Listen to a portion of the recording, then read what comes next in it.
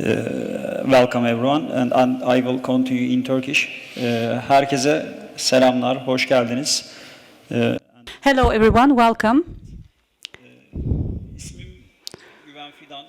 I am Güven Fidan. Since 2011, I've been working at Alcazar company and focusing on building an environment, build environment as it is called globally. Since 2019, in the insurance area, specifically the map-based, location-based risk outputs, we are focusing on regarding different disasters. Shall I go ahead with the presentation, or first let's hear the introduction and then proceed? Okay, I'll park here then. Could you please introduce yourself briefly to the audience? Good morning, everyone. Good night. My name is Cassidy Johnson. I'm a professor of urbanism and disaster risk reduction from the Bartlett Development Planning Unit in University College London. So I'm very happy to be here today. Thank you very much. We are also happy to have you here. Stefan, please, could you please briefly introduce yourself? Morning. My name is Stefan Greiving. I'm a professor of regional development and risk management at the Technical University of Dortmund, Germany. Thank you very much. Thanks for being here. Gökhan Bey, buyurun hocam. Good morning, everyone. I am head of Marmara Region Risk Reduction Department of AFAD. Welcome to here. Okay, thank you very much. We are also pleased to have you all here. Okay, now we will continue with the presentations. Our first speaker is Mr. Güven Bey. Güven Bey, buyurun. Teşekkürler. I think you have slides. Yes, Okay. evet, şöyle yaptığımız zaman herhalde geçiyor. Okay, I guess you can see it now, and I see it too, right? Okay then. I'll be focusing on the climate crisis regarding disasters specifically, and I'll show you a couple of slides to bring you where I want to head to. Well, so the basic element that triggers the hazards regarding climate change is the global warming that many of you are familiar with. It's a simple study showing, the increasing temperatures on a global scale, and we use some political rhetorics to express them, IPCC, like 1.5 degrees or 2 degrees. But, on a global scale, see, this is 1959 to 1990 averages. And as you can see on the graph, from 1920 to 2020, how the temperatures have changed, and this is called an anomaly. But there is a lack of awareness here. This 1.5 degrees of increase, we're basically saying this for the entire world, and this is only used for a practical understanding. But when you look at it specifically for Turkey, where the peaks are headed towards as an anomaly, you can see higher temperatures as peaks. Also, when you focus specifically on July, just for Turkey, how the temperatures are changing, and they have changed from past to the future, you see up until 1990s, compared to the previous years, we were able to stay just a little bit above or below the average, but especially starting with 2000s, there has been a serious increase in the heat trend, and that anomaly always stayed positive and only increased. So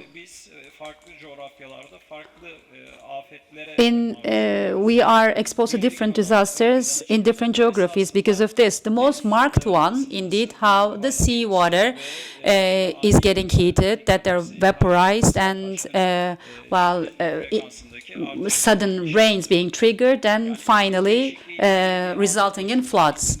We are experiencing a disaster regarding climate change. We have a lot of weather events like floods, but scientifically, when you look at it from a scientific point of view, the most concrete result of this is the excessive vaporization with the increase in temperature, and this resulting in floods.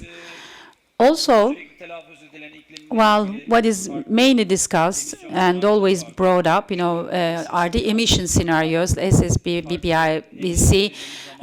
When we say emissions, we talk about that situation when the carbon is over-released. There's a simulation for the future up until 2100, and this data is based on numerical values. And there's another scenario when you release less carbon and what the temperatures will be. The one in yellow shows the observations and 8.5 emission scenario, ACP, which we call the worst scenario, worst case. But on certain periods and as of a trend, even the worst ones is basically matched by another worst scenario. There is a possibility that we even overperform the worst scenario. So when you put this into a perspective, where do the disasters happen, where most frequently?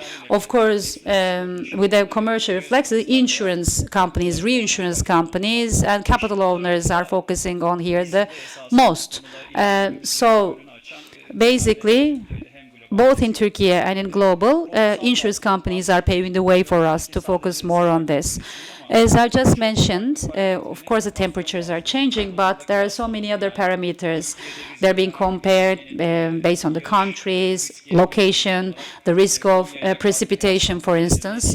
All the comparisons are made, and you can just retrieve this info from a map, just clicking on it. We have the same one for different countries on a global scale.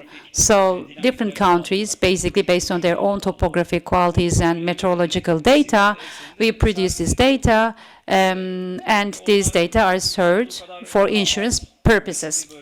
Of course, they are making purchases from the less risky areas and focusing on how to increase their profit. But when you change gears to the society, to the community itself,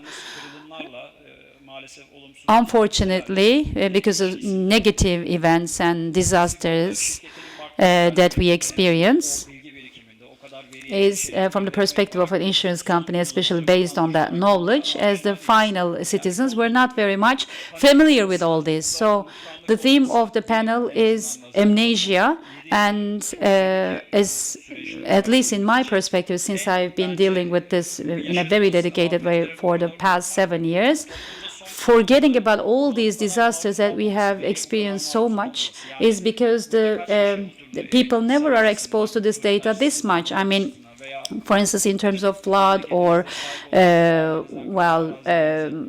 other kind of weather events or agricultural risks of your lands. How many of you are familiar with all this information when it comes to risk? Of course, as a focus, maybe we are on a different axis, but it's essential that public needs to bring this more forward, and this data needs to be more accessible by the people. By the way, I'm sure that the public space, public organizations hold this information, and maybe they are using this data for many plans, for analysis purposes, but unfortunately, how the world works is not very much human-oriented. It's always based on profits, gains, and it's always for being financially strong and financial resilience. Of course, as a community, as a society, we are exposed to its disadvantages. For instance, the yellow ones show how many of these households basically can access to earthquake-related risks. And you don't also want that. On the, for instance, sellers, party that is sell, if you're in an earthquake zone, you cannot either sell a house at the right price or sell at all. And this brings a natural amnesia to us. Well, it's like everybody knows, but no one says anything. I mean, you know it. I mean, you know that your house isn't strong and earthquake-proof, but you don't have any way out. It's a very complicated problem, and there is no easy solution. So these are the year-based data published by the insurance companies. These companies have great data, by the way. If you're curious, please go and visit, because when you relate this data to the earthquake and climate-related disasters, then by 2030 you will see that this situation is very serious. I believe there is a destruction cost of almost 2 times. It was $318 billion in 2020, and in 2023, this was around $270 billion, and it is only increasing. So this destruction, of course, it just does not happen with nature or naturally, so to say. I'll also link it to this. While nature-related incidents, we call it hazard. But well, if you need to focus on it with risk, it can only be meaningful when you put a coefficient next to it. The first one is exposure. Based on earthquake, let me give you an example. For instance, if you build your structure on an earthquake fault, then of course your exposure will be increased. And the other issue is vulnerability. All the designs that we focus on are based on an engineering economics. And this engineering economics basically, rather than a more permanent and sound structure, leads us to cheaper infrastructure. This might be an industrial fleet or a bridge or a building. So under these cases, the parameter that we call vulnerability comes into play. So when these three coefficients come together, then this is referred to as risk. So can we lower the severity of the danger, of the hazard? For instance, the hazard frequency where there's an earthquake fault, let's say it's 80 or 90%, but in order to avoid exposure, then you build your structure on somewhere away from the fault line, on a hill, and you're very meticulous with the foundation, then your risk, of course, will be very low.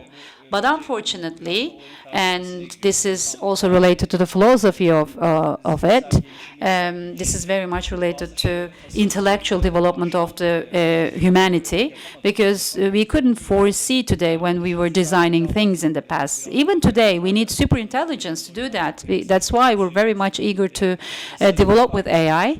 And also, while we are focusing on design, as you know, the width of the roads are equal to the width of the two horses. And SpaceX still having the problem how to carry the rocket on the road because the roads are not wide enough.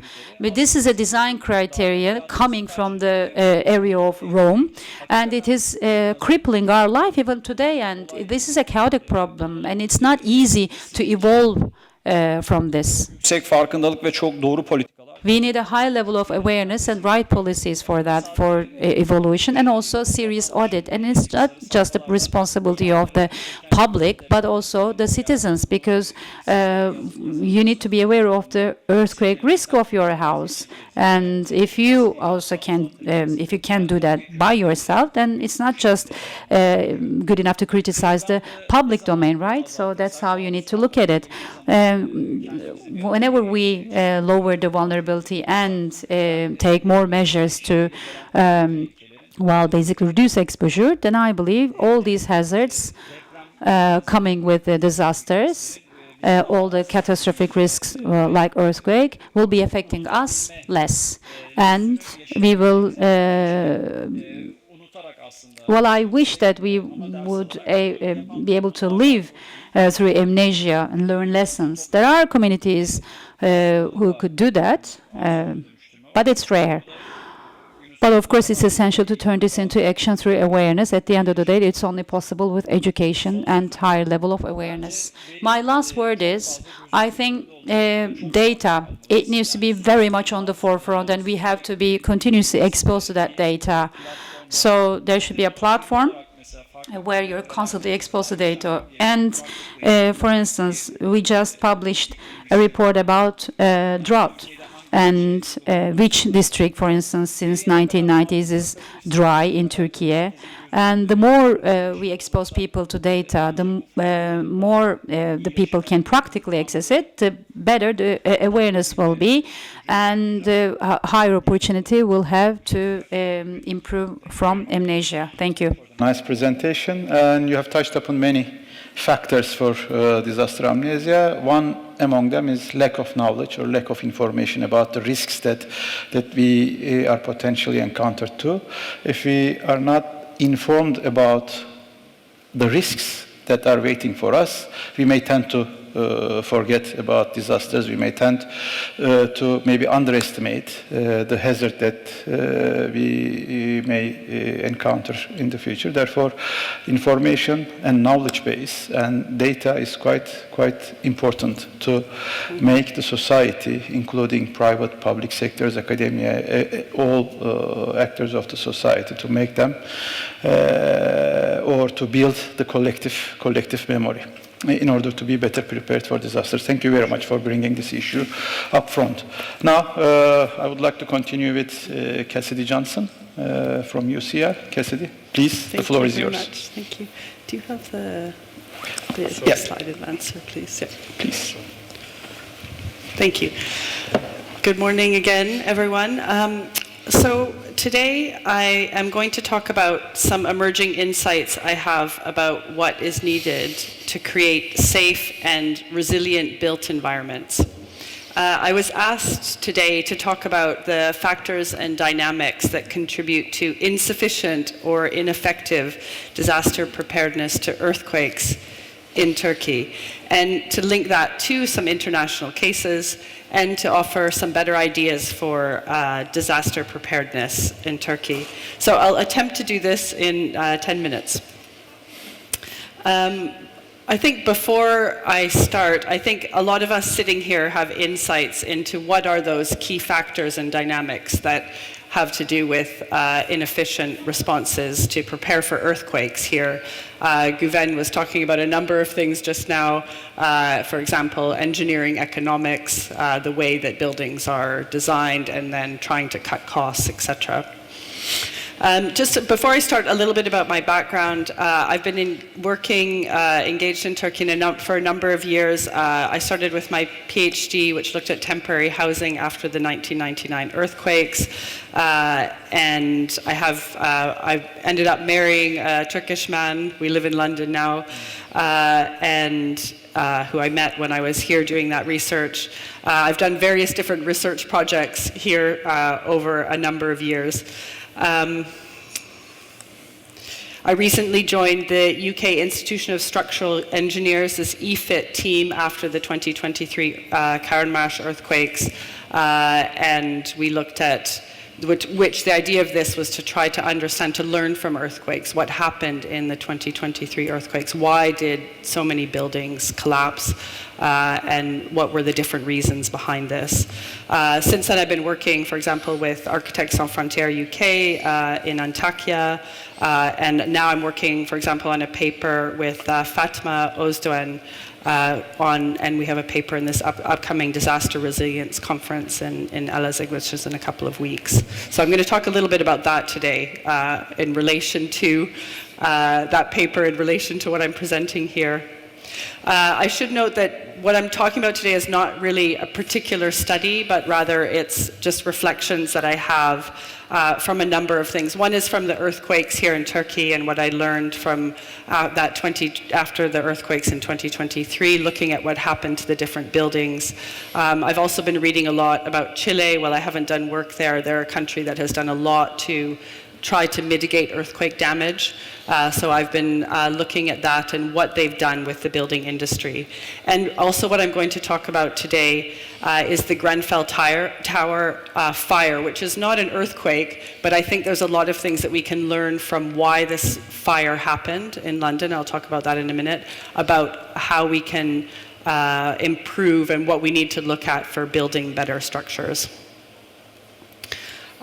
First of all, so while I'm looking at fires and earthquakes, these are different kinds of events. We can look at them through a similar lens, asking the questions about what do these disasters reveal about flaws in our systems of building, and what I call these building industry cultures. So things like understanding risk, understanding what the risk is, building codes, political will, ethical practices, what happens after the project is built. We see a lot of earthquake damage with buildings here that have been changed after they've been built. What are the legal frameworks? So all of these things are important around the building culture, so I'm reflecting on those. And perhaps more importantly, what can we do to improve these? And I think one thing is about that Osman was saying about lack of knowledge about risks, but I think an important element is the knowledge about the building processes, and where does that knowledge come from? How do we know what's actually happening when a building is being built? And I think, for example, all of the earthquake trials that are happening here in Turkey since the 2023 earthquake, I understand there's over 3,500 court cases going on. You know, these start to uncover some of the forensics about what happened, when, and why. In the UK, this mostly takes the form of public inquiries, so you have very good data actually about what happened in the Grenfell fire because there was a public inquiry into that. So this is the Grenfell fire. Let me briefly explain what happened. This was a tower block that was recently renovated before the fire. It's social housing occupied by tenants. So it's owned by the council, by the government, occupied by tenants, low-income tenants. A fire started in one of the electrical fault in one of the flats, but within minutes, in the middle of the night, the entire building was engulfed in flames. And it was found later that the cladding that had been applied to the outside of the building, the insulation in the cladding was highly flammable. And residents were also told not to evacuate at the time because that's kind of the way that they do it, is they can go and put out the fire, because if everyone comes down, there's no space for fire services to go up. So people were given the wrong advice. 72 people died in this fire that day. So this is a national tragedy, and as I said, led to this public inquiry that examined thousands of documents and testimonies to uncover what were the systemic failures that led to this fire disaster. I'll focus here on the building elements rather than the evacuation, because I think it's more relevant for earthquakes where safe construction standards are critical. So there's 5 points I want to make here, and I've gone through a lot of the documents or the summaries from the public inquiry. The first is the regulations versus guidance. So what happened in the starting from the 1980s is the UK shifted from strict design regulations, saying like stairs have to be this wide, et cetera, to guidelines. So they became from regulations to guidelines, things that could be didn't necessarily have to be followed. They were went from clear rules to vaguely stated outcomes, like, for example, external walls should offer adequate resistance to fire. What is adequate resistance? What does the external wall need to be made from? So these guidance documents became the norm, and compliance became optional. Scrutiny declined from this, and safety began to lose priority. Another thing that I found looking at these was this culture of unethical practices, of companies putting profit margins above people's safety. And I think these are all things that we can understand. The reason I'm presenting them, I should say, is they're reasons I think we can all understand is the same with a lot of the things with the building industry here and in many other countries. So, for example, the suppliers who are supplying the cladding for the outside of this building were heavily blamed for this event. They are required to certify and test products for specific uses, and many sold these cladding systems to high-rise buildings based on misleading information. For example, flat panels had passed tests, but then they were marketed in folded forms, and this is what was put on Grenfell Tower, and these have very, very high flammability. So companies used like half-truths to gain certification for their products and then marketed their products. I should say that this cladding has been fitted on literally hundreds of buildings across the country, so it's had a huge impact across the whole country. These employees in the companies were interviewed as part of this public inquiry, and they found that employees were often aware of they were all aware of these misleading practices that were happening in the companies, but they stayed silent. One junior staff member admitted under testimony that they didn't challenge the decisions because they believed they were made by higher ups. The decision had already been made. They didn't know how to act. They later described these as personal failures of courage and moral responsibility that were shaped by the company's culture. So there's an aspect here of these unethical practices within the building industry. The third point was that the due process wasn't followed. An example of this is that the architect who's supposed to be doing the designs for refurbishing of the building are supposed to be tendered so that you find the architect that has the best experience, the best price, etc., etc. But what happened is rather than tendering, the council reused the same architect from a nearby project, and the lack of experience of this architect led to poor and uninformed choices about the materials that they used on the outside of the building. The fourth point is that who is ultimately responsible for building? The suppliers contended, like the suppliers who were using sort of shady practices to market products, contended that the ultimate responsibility for fire safety doesn't rest with them as the supplier, but with those who selected it for use on a particular building. Those panels were finally selected during a value engineering process in which they tried to reduce the cost of the final build to save some money. But what they found also is that over 17 companies were involved in the refurbishment of this building, and all assumed, and none of them assumed that they were responsible for fire safety. The inquiry found that. And this is typical in construction. It's a very fragmented industry with different trades and no overall responsibility. For example, the architect had hired an external company to look at fire safety strategies in the building, but they were asked, this company was not asked to consider the cladding. So there's just sort of disconnects.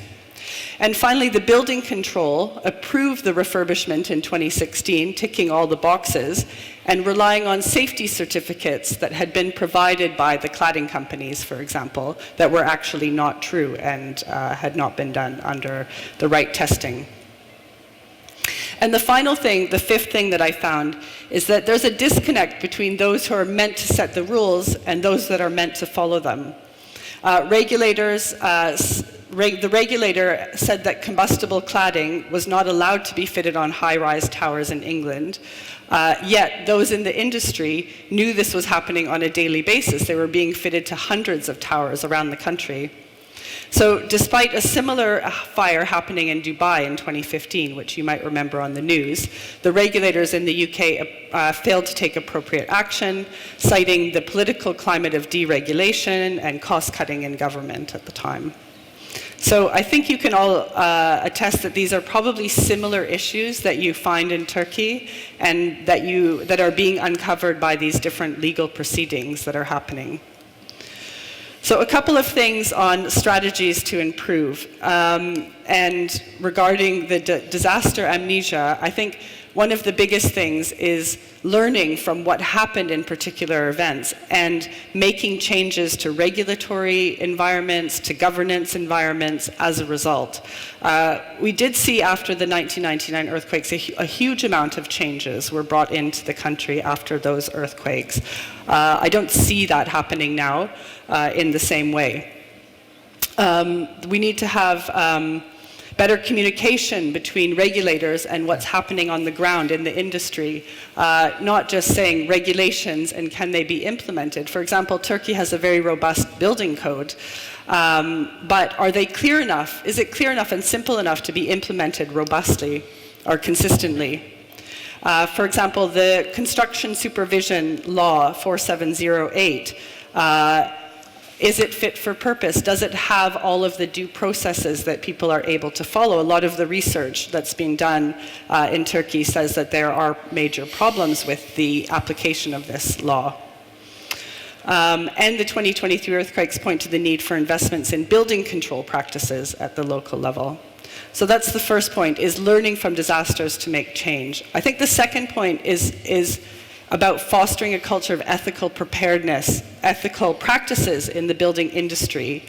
How do you do this? It's a very difficult thing to do, and perhaps ethics comes from, I read a PhD recently in which she concluded that ethics comes from ethics in professional practice comes from your education as a young child. So I don't know, this is a very complicated thing to solve. Yeah. But also, can we look at ethical practices for practitioners, people who work in the building industry, and could that be the cornerstone of sort of training for everyone? And the final point is assigning a clear locus of responsibility. this is a difficult one in the building industry. As you say, you have so many different actors. In Chile, what they did to try to push earthquake safety is they made this design engineer have to sign off on the building. So the design engineer is actually liable for 10 years for the safety of any building. They are the ultimate responsible to that. And I know this was tried in Turkey to put in this kind of system after the 1999 earthquakes, but it didn't happen for a number of political reasons. So I think to wrap up, I don't know if there's a disaster amnesia. There's the need to kind of make changes, but the difficulty of making those changes because it requires clear political will and improvements across a very fragmented building industry that's often concerned with the bottom line and not safety. So I'll leave it there. Thank you. Thank you, Cassidy. Thank you very much for this nice presentation.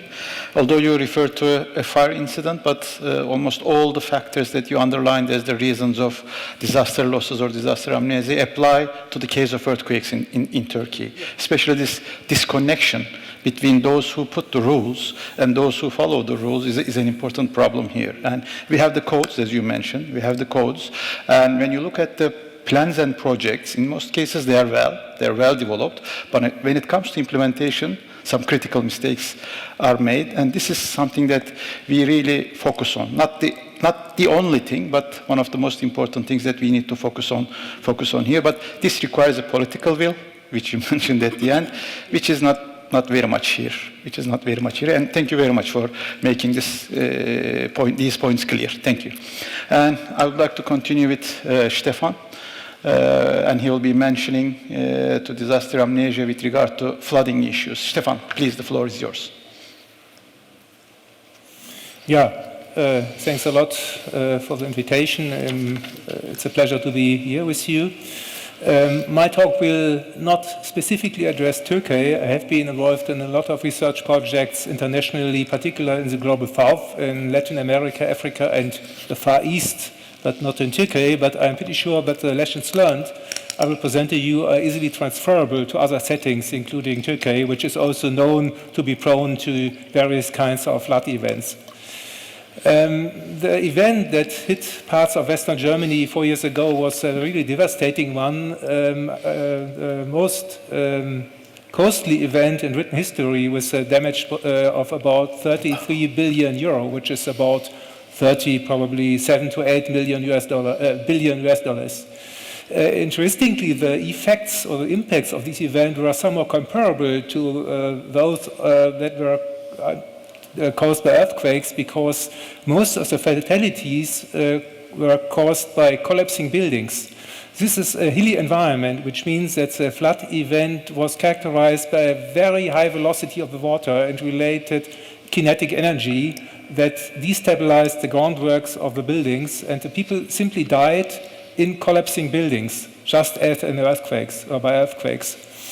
It was a rare event. The return period was calculated to up to 1 in 10,000 years, which may also explain why most of the damages took place outside the officially demarked flood hazard zones. But there is also another causing factor for this miscalculation. I will come later back to that. Early warning was another contributing factor, of the lack of early warning, because no one was really aware of that such kind of event could happen, and failed to communicate the warnings from the weather forecast service to those authorities which are responsible for emergency management, which also explains why there was simply no evacuation order in the Areva Valley. The people simply stayed at home and trusted in the ability of the emergency management to take care of them, but that was a fatal mistake. Interestingly, this event,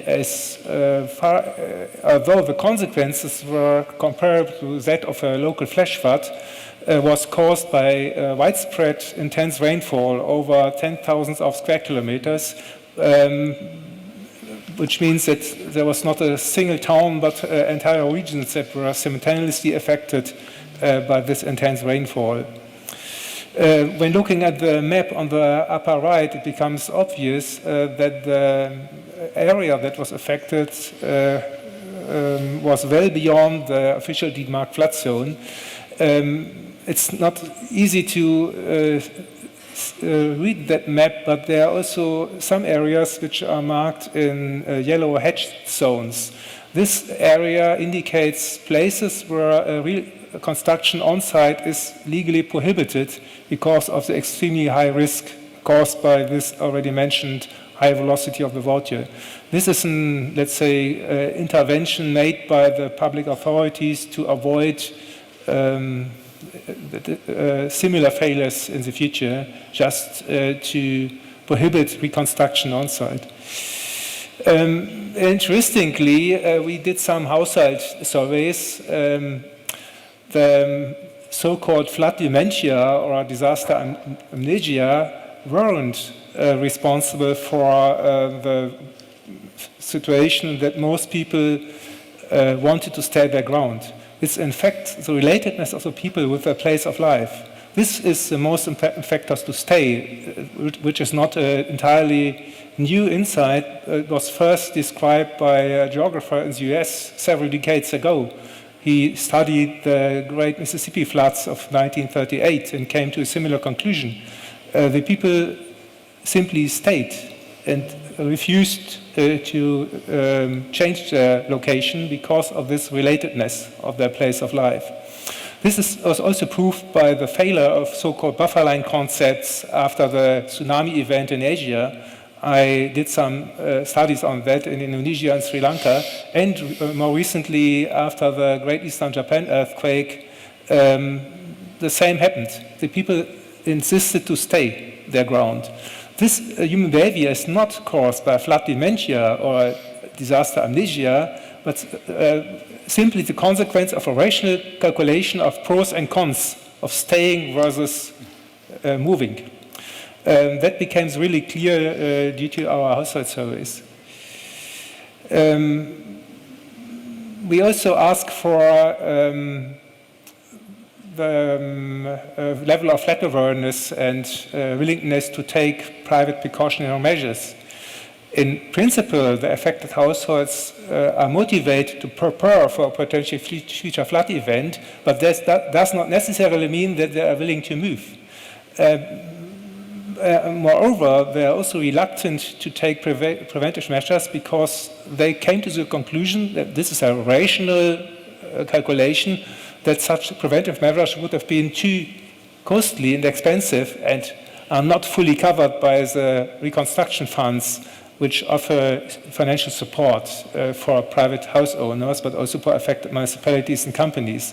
And also, importantly, they come to the conclusion that such prevention wouldn't really be effective, especially for similar incidents which were characterized by this enormous kinetic energy due to the velocity of the water. Again, this is lack of precaution measures is not due to amnesia, but a rational calculation. There is principally some willingness to relocate. At least a certain portion of the communities have been considered to relocate themselves, but there was a lack of relocation options. Main reason, or there are various main reasons. First of all, there aren't any alternative settlements areas available, at least not in their home villages, because of the steep slopes or the topography of the narrow river valley. And also, I mean, you are aware about the bureaucratic plan approval procedures everywhere, and that is also true for Germany. It would have required a stay in temporary homes over a couple of years because of the lengthy and complex plan approval procedure. There was simply no development right available for alternative locations. But, and this is a quite remarkable insight from our empirical studies, there has been a strong support of the local populace for differentiated solutions and a specific need for the relocation of so-called critical and sensitive infrastructures. Critical infrastructures are those who are decisive for the functioning of modern societies because they supply access, they supply energy, water, telecommunication facilities. Sensitive infrastructures are those where people tend to live or to stay which are dependent from third parties in case of an evacuation, mentally or physically disabled or elderly people. There has been a certain willingness to relocate, at least for a minority of the population, but in the end, only a few really relocated. But that was not caused by disaster amnesia, but simply a lack of reasonable alternatives in terms of locations.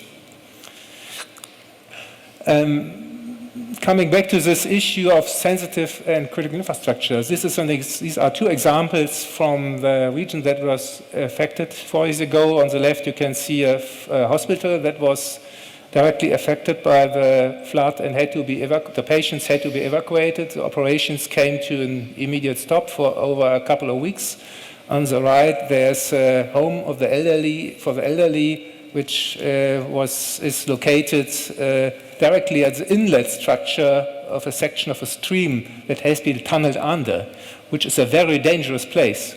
Nonetheless, the building permission was granted by the responsible municipality because the municipality, and this is a kind of dementia, was not aware about the need to protect such kind of sensitive infrastructures better than other facilities. We came really to the conclusion that there is a need for differentiated protection standards or justification for protection worthiness of specific types of infrastructures. And that hasn't been the case prior to the event. The awareness for protection worthiness. The same is true for those infrastructures that may pose additional hazards in terms of domino effects in the event of flooding, such as waste deposit sites or sewage treatment systems or energy plants, chemical factories, etc. They were located directly at the river in highly flood-prone areas. A very positive example from our studies in the area is so-called Ivana School, which was or is still a school for mentally and physically disabled pupils. And the school was located directly at the river in the highly flood-prone area. All the pupils have mental impairments, which means that they have little to no cognitive ability to deal with an emergency, and there's a high effort to be taken for the organization and implementation of evacuation of such a facility. Nonetheless, the municipality, which operates the school, had aimed at an on-site reconstruction. And this is really one could argue that this is a kind of a flood amnesia, but it is not, because it was again a rational calculation. They simply wanted to save 20 million euro, because reconstruction elsewhere is in fact more costly as an on-site reconstruction. But our intervention, based on this judgment of protection worthiness of such kind of facilities, finally convinced not only the municipality but also the federal state government of the necessity for a relocation. And in the end, the federal state government approved an additional funding of the necessary 20 million euro to make a relocation possible. And that has recently been also approved and reported in the regional news end of last year. Some final conclusions. And I guess this is not only true for Germany, but also, as I said, for many countries in Asia, disaster amnesia is not a key factor or hasn't been a key factor in the reconstruction processes, globally speaking. It was, at least in the German case, but also in the cases in the Philippines, for instance, or Indonesia, a relevant factor before the disaster, because public authorities failed to consider historic events. in Japan, there is a written history of a similar tsunami that dates back to 800 after birth of Christ, 1,200 years ago. But the public authorities missed to consider that when demarking the tsunami hazard zones. The same happened in Germany. There's knowledge about similarly devastating floods in the mid-ages, several hundred years back. The public water management authorities ignored that knowledge because they insisted to consider only those events for which scientific measurements are available for. As I said already, decisions to stay the ground have been deliberately choices driven by the relatedness of a population from their place of life and a lack of alternatives, which is caused, among other factors, by a lack of development rights in the nearby area. Staying in flood-prone areas requires investments in on-site upgrading. This is also lessons learned from our studies in the Philippines, in Thailand and Vietnam, where we collaborated with local NGOs to make on-site upgrading feasible. And we also aimed at vertical evacuation concepts in order to make the mostly informal settlements more resilient and to enable a way of evacuating the people in time because due to a lack of transport infrastructure, it's absolutely not possible to leave the area before the disaster hits, particularly in case of flash floods like the event that happened 4 years ago. Of course, implementation of prevention actions is not only dependent on risk awareness, but also on proper funding, which is in principle available in Germany after the event that hit Western Germany 4 years ago. But the regulations are somehow inconsistent because, as I explained by the example of the Levana Schule, they do not sufficiently acknowledge resilience as a justification for spending more money for another location.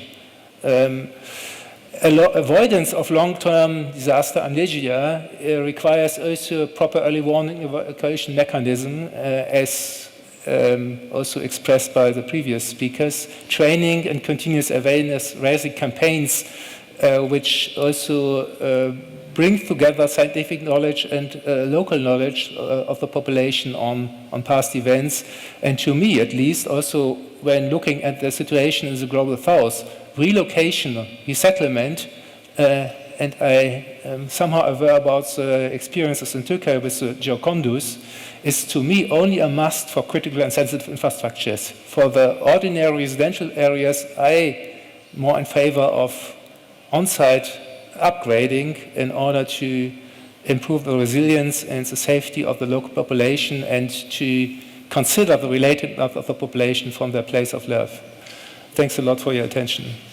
Thank you, Stefan, for your presentation, which underlined many issues with regard to flood disasters.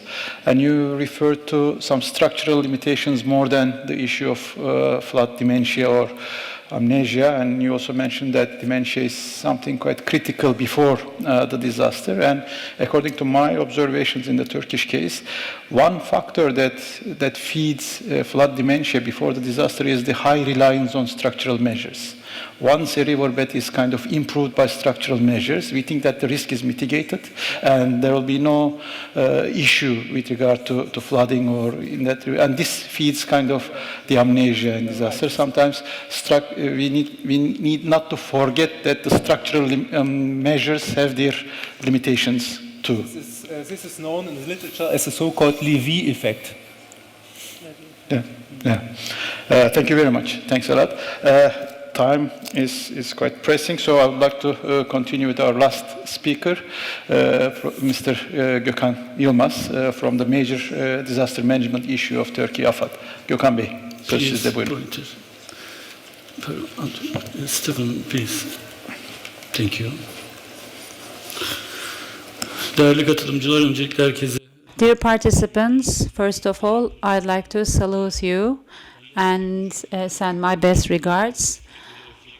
While speakers before me have had very original and correct findings, and I agree with them all. So as the last speaker, I'll try to wrap everything up, summarize, and explain the topic from my perspective.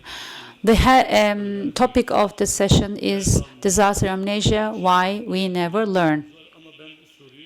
But I'd like to reformulate this question as don't we get our lesson?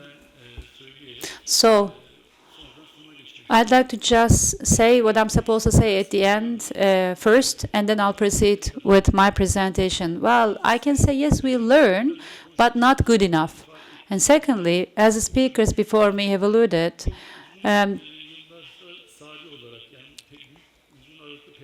while disasters, big disasters, happen after long intervals. So most of the time, governments and states and people, as Stefan has just mentioned, make rational calculations, rational choices, and they basically make certain preferences with their own will by making this rational calculation, and they simply assume that they will never be exposed such a big disaster again in their own lifetime and don't take measures or show the lack of willingness. So now I'd like to proceed with my presentation. We all know this map very well, so we cannot talk about a disaster amnesia. Turkey is located on an earthquake fault, and 90% of our country is affected by these fault lines, and 95% of the locations are affected too. So every year in our country there are 23,000 earthquakes. So considering this, we don't have the luxury to ever forget about the earthquake. We're all living with the earthquake, but as the speakers have just mentioned, and as I will be dwelling on in a minute, because of certain reasons, we are facing big destructions and loss of life when they happen. Looking at 1999, so see, it's the Marmara Gölcük earthquake, and the next one is 2023 Kahramanmaraş earthquake. In total, we lost over 72,000 people to this earthquake. They're still very fresh. We still feel the sorrow in our hearts. When it comes to building stock, the building stocks that were destructed was close to 100,000, and the ones that cannot be livable is over a couple of 100,000. So it led to both loss of life and huge economic loss. So let's ask the question, do we learn? Yes, we do. Maybe one of the most important steps after 1999 earthquake is to collect the disaster management under one single umbrella and the establishment of AFAD in 1999. So with that, very thorough studies about disasters have started knowing the risk of earthquake with 1,204 earthquake observation stations. We are tracking all the earthquakes on a momentary basis through AFAD branches, and this data is public. These 1,204 earthquake stations is the highest number of stations in Europe. Turkey has a disaster management strategy. After 1999, with the establishment of AFAD, this was one of the most important steps that we took. So there was a shift to disaster management from crisis management in line with the efforts of risk reduction efforts throughout the world. From that point of view, Turkey disaster management strategy has four main pillars, and we as AFAD first completed the planning efforts. So first, Turkey disaster management plan for the entire country and for 81 provinces were prepared, and then under this disaster reduction, first the risk reduction management, and then post-disaster recovery plans have been put together. So as a country, we have completed our planning phase for all the stages of disasters. That's an important development. TAMP. TAMP is Turkey Disaster Intervention Plan. Based on the experiences that we've had so far, while TAMP basically is an important planning study for the disaster management, and all the organizations of Turkey are actively taking place and taking role in this. So on a possible during a possible disaster, all the service areas and disaster areas that people will be needing, spaces have been created, and we have a main solution partner and the other supporting organizations for that. On a national basis, we have 25 of them, disaster groups, and 23 locally. So this is not just for earthquake, but in case of any possible disasters, if, for instance, it's a level 1 disaster, then this plan takes place. And Maraş was level 4. It's an international level. So our disaster intervention plan was implemented as level 4. From wildfires to floods to earthquakes, this plan is utilized. Risk reduction plan, as I've mentioned, has taken basis 11 earthquakes, and on the provincial level, the risk reduction plan first started in 2019, and in 81 provinces, all these plans have been completed. And this is important because one of the most important steps is the risk management and risk reduction efforts. Türkiye afet sonrası iyileştirme planını görüyoruz. Here also you see the post-disaster recovery plan. We have to say that the earthquakes of the 6th of February brought along also very important economic implications for our country. We have completed the construction of 300,000 houses so far, and in 6 months we will be handing in new houses for another 150,000 people, so a total of 450,000 houses will have been built. So you can imagine the economic implication of this. So this, what I'm going to talk about now, is maybe one of the most important things that we have come up with after the establishment of AFAD. So this is a software, an information management system called IDES, whereby you can analyze all the data regarding disasters and you can follow the steps of a disaster. We have more than 50 agencies that can connect through their web sites to IDES, and this is a software used by more than 100,000 users, as you might imagine.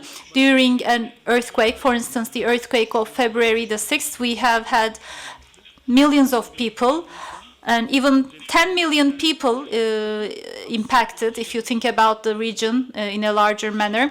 So it's all about sending emergency assistance to these people asking for payments, for instance. Everything was done thanks to this software. If we didn't have such a software, we wouldn't be able to manage such a large-scale disaster.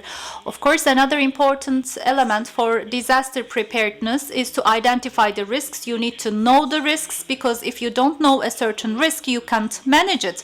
So as AFAD, we are working on different disaster scenarios, and we have a software that can come up with a damage prediction. We are constantly developing this software, and even after the most recent earthquakes, we have further developed the software.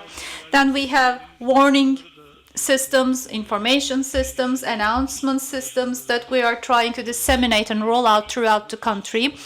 We are developing all these softwares internally. We have mobile apps. We have the AFAD mobile app, the real-time messaging, instant messaging app. As you know, most recently, after the floods, we have been sending warnings to our citizens, warning them about the fact that they should be prepared against certain threats. Also, these messages and notifications are sent to the public agencies such as the governors and the district governor's office so that they will be prepared. I think one of the most important achievements of Turkey regarding disaster management is about education. In the post-2021 period, there was an increasing demand for education, and coupled with our initiatives, in the last 5 years, we have actually trained almost 1 million people. And of course, this is not enough. We have to include this in the school curriculum. So we should start with children at young ages so that everyone will be educated. With the Ministry of National Education, teachers were trained as trainers, so we have about 10,000 trainers who are providing disaster awareness training to their students at schools. Another lesson we learned, I say another lesson, because the earthquake in February was of such a scale that you could have something like that every 500 years or 1,000 years. So yes, we were expecting an earthquake in that area in Maraş, but not of such large scale. So of course, in terms of search and rescue efforts, training the search and rescue personnel, providing them with equipment, these activities were ongoing. However, during the earthquake, we have about 40,000 buildings either collapsed or that were severely damaged. So in 30,000 of them, we had search and rescue activities conducted. In every building, as you know, we were working in teams of 20 or 25 people, 3 shifts. So for one building, a total of 75 people worked. And for 30,000 buildings, you need 1.9 million search and rescue personnel, right? So it's, of course, impossible to create such a large team of rescuers. In the world also, we don't have such capability. However, we received assistance from all different public agencies, including the law enforcement officers, and we are now recruiting more people. During the 6th of February, we had very valuable international search and rescue colleagues that came to our help. And now, after these efforts, we have increased the number of our search and rescue personnel to 130,000 people. Again, yet another achievement we have in the most recent years is the system of volunteers for AFAD. Because people are also asking themselves the question what they can do to contribute, and there was a huge interest in AFAD activities. So we created a digital platform on e-government portal.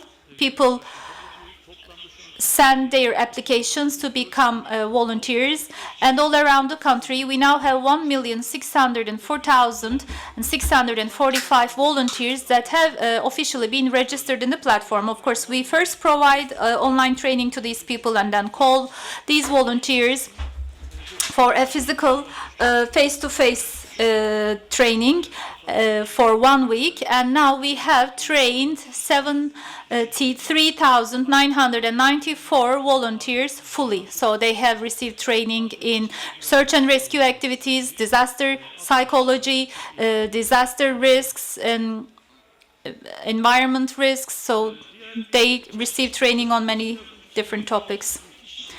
As these 1.6 million people are actually individual volunteers, but we also have a system for volunteers with the NGOs. We have created an accreditation system. During the time of a disaster, we might need certain assistances in the field of psychosocial support, accommodation, search and rescue. So if NGOs want to receive accreditation in any of these fields, they apply to us, and we provide them with the accreditation so that in case of a disaster, we can work together with these NGOs. In the Marmara region only, we have 178 teams with more than 6,000 members. They are accredited, and we have even more people accredited all around the country. So, after the February 6th earthquakes, as I have said, so far we have given people 300,000 houses, and in the upcoming 6 months we will be handing in more, so that the total number will be 450,000 people. And of course we have to build always better. Build better, we say. So this is the understanding through which we carry out our activities. And of course, urban regeneration and transformation activities are very important. As you know, Turkey went through a very rapid urbanization process, especially after the 50s. There was a huge wave of migration from rural areas to urban areas, which caused an unmanageable growth in the cities, and the local administrators at that time were not able to settle these people in a planned manner. And unfortunately, in our cities, we have a huge number of areas, settlement areas, that are growing in an unplanned manner, or we have many buildings that are not in line with the regulations. I think these are important risks for us. So these old, outdated building stock that doesn't abide by the regulations, this is a priority for us to transfer them. As you know, in 2012, we have the law to transform these buildings enacted. So we have 923,000 independent units that were transformed in Istanbul only. But is this enough? No, it's not enough. We need more transformation of buildings.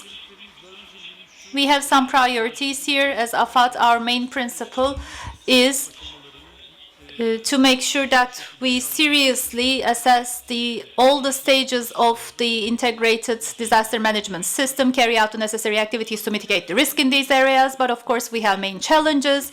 As I have said, we have the earthquake risk, and there is a huge risk of all disasters. This map shows the disaster risks. We have avalanches, floods, flash floods, and other disaster risks as well. So almost all our country is actually a disaster-prone zone. So with your permission, if I have more time, I will conclude my remarks with certain statements.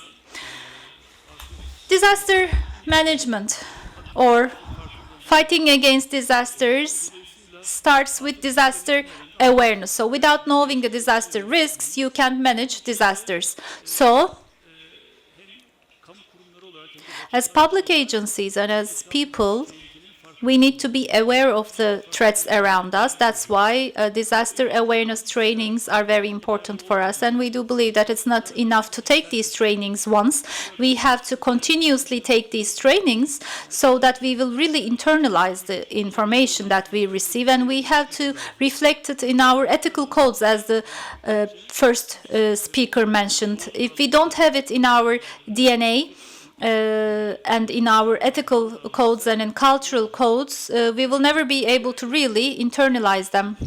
Another thing I really cherish is the following.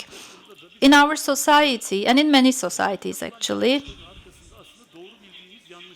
sometimes mistakes are made because of the things that we think are right, but which are wrong, in fact. So if as a society we do not correct those wrong perceptions, we will never be able to overcome those mistakes.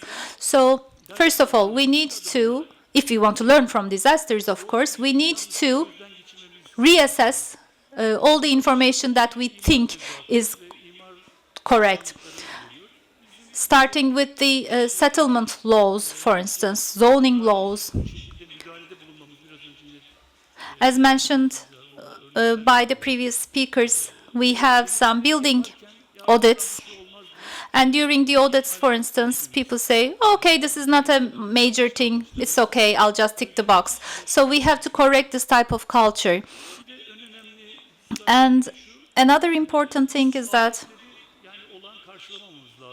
we shouldn't consider disasters as normal or natural things. No, disaster, yes, it is an implication of a natural thing, but if an earthquake happens and if people die, then it's not natural. It's because of negligence or because of wrong practices that people die. So we have to learn from disasters, and we have to learn because we need to fix those mistakes. As long as we do that, we don't do that, we won't be learning. So starting with the engineers, contractors, the construction workers, the engineers carrying out the audits in the buildings, everyone has to know that.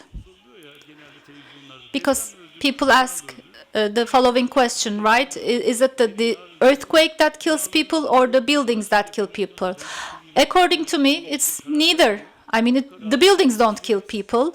The earthquake doesn't kill people. It's our decisions that kill the people. As long as you construct the buildings in line with the ground structures and in line with the regulations, people will not die.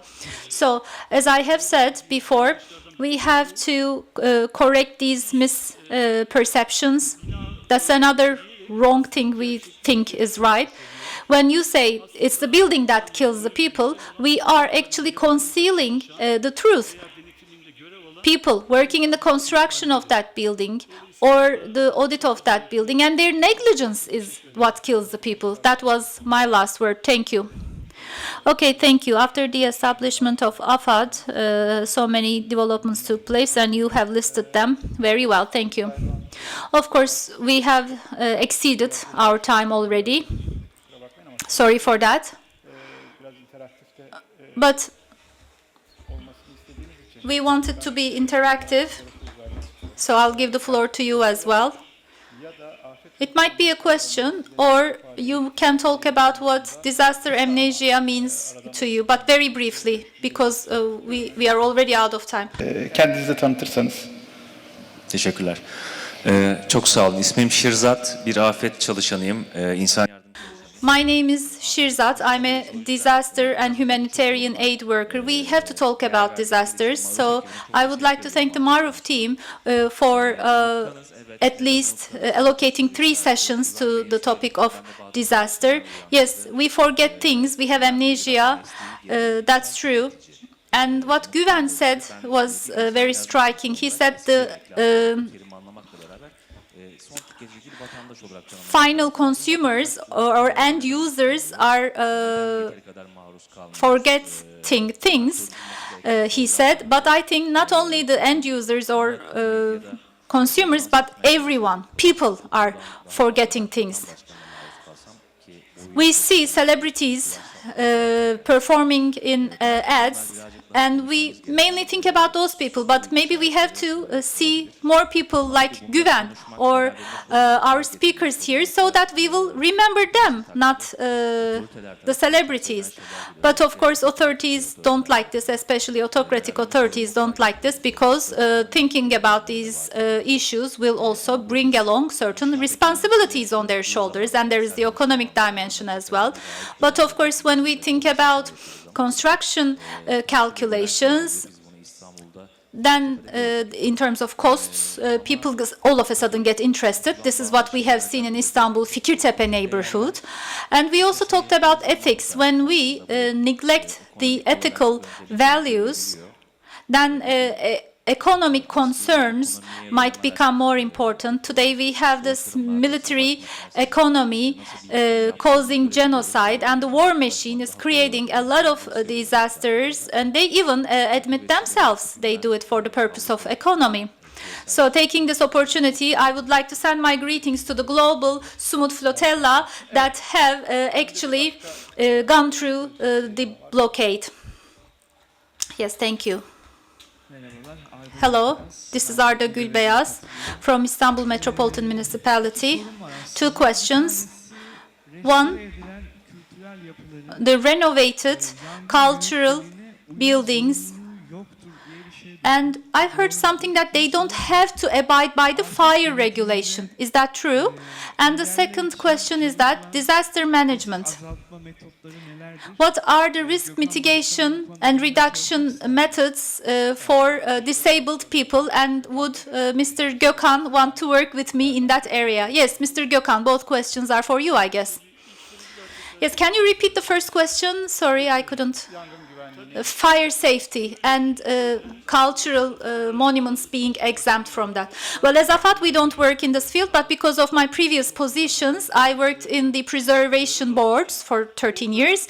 So for engineering rules and well, you have to take necessary engineering and health precautions in old buildings as well. Of course, you have to, the main thing is to preserve in old buildings the authenticity. But if you need to take some fire safety measures, you have to include them in the project. Yes, we have some measures for fire safety. And the second question, as I have said, as AFAD, we have this initiative to work with NGOs, and we pay attention to volunteers. So, because public institutions alone cannot take care of disaster management, it requires an overall awareness-raising activity and overall interest. So if we have such demands to collaborate with different groups, of course we would be happy to work with you, for instance. But what I can say is that maybe not our department, but I can actually relay you to another department, another division you can collaborate with. Yes, thank you.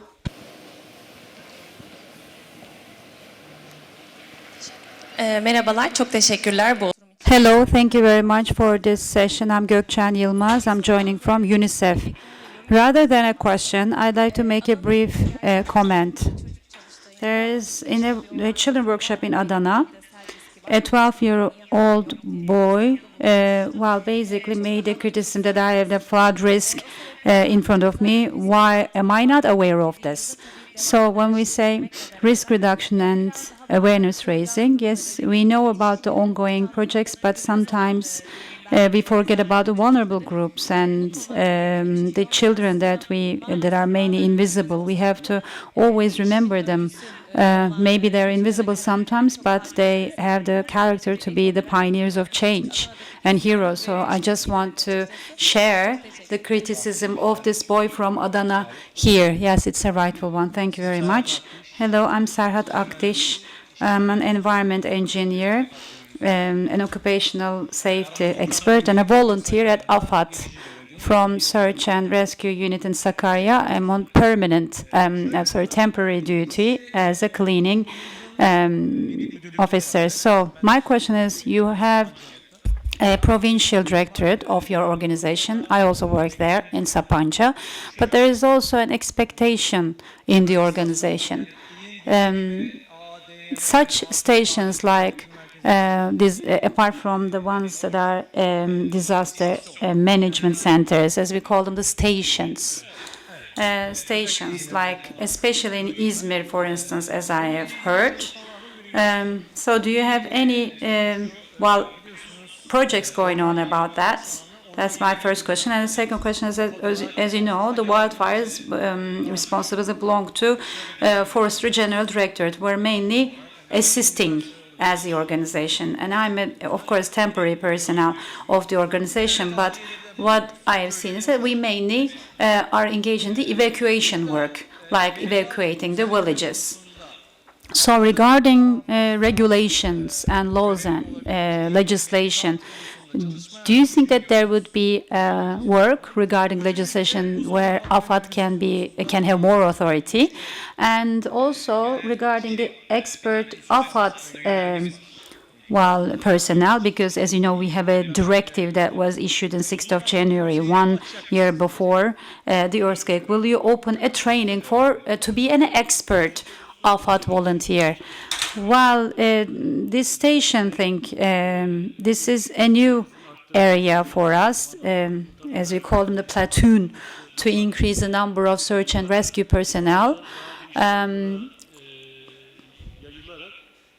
We would like to make this organization more widespread in the field for faster intervention.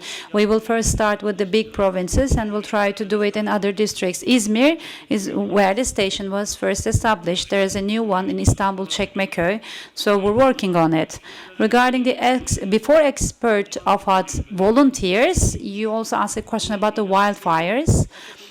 Well, as AFAD, we're responsible for managing the disasters in general, but if there is any need for collaboration with other organizations, yes, we collaborate that, well, we coordinate that, but also we look at we also respect the expertise and the adequacy of the organizations that are intervening in forests. So for wildfires, the Forest General Directorate, and city fires, provincial directors do that, but we ensure the coordination between the organizations. But relating the fire department to AFAD, whether fire departments working that should work under AFAD, there's a study on the regulations about that, but nothing is certain for now.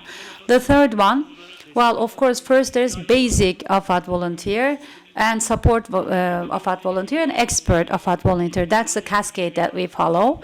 And the relevant department, I believe, has prepared a legislation about that based on the professions of the people. We well foresee that we will capitalize on the knowledge and experience of the people during a disaster.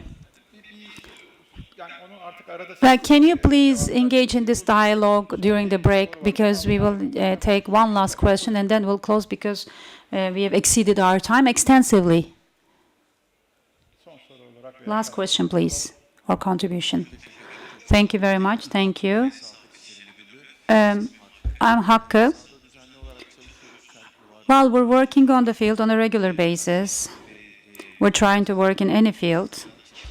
And so while, the previous speaker talked about the children, and also there were other interventions regarding other agreements, we always say that a disaster has nothing to do with politics. You can never match disaster with politics. And at this point, we have to start with children. TRT, our TV radio broadcast agency, they have a great children show. So we have to start from the lowest level, how to protect people from disaster. We need to raise the awareness of the children. People in Turkey watch television a lot. Why don't we establish TRT disaster channel? Thank you very much. I take this as a question and as a contribution, an important finding, really, especially raising the awareness and the knowledge base. Yes, such kind of a broadcasting platform could really be efficient. I agree with you. Thank you. So, any comments about that? I can give you the floor, but we are taking this as a comment and contribution. Thank you very much. So we have exceeded our time extensively, so I don't want to take much of your time from the break. I'd like to thank Marmara Municipalities Union for organizing this meeting and for bringing us together at this panel. And I would also like to thank each and every speaker for their valuable contributions. And I'd like to give all the speakers a hand of applause for this collective effort here. Thank you.